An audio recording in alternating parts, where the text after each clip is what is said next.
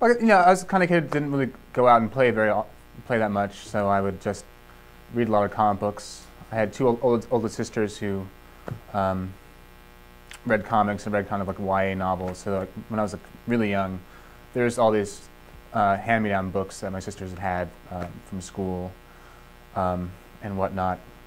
And I mean, I think from a very early age, it seemed that like being a comic book writer was kind of like a nice gig.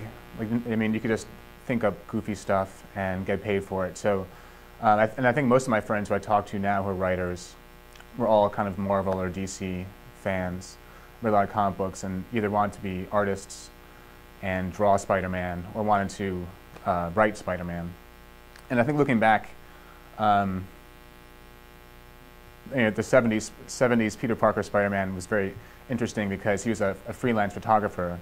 And he was always broke and always late on the rent.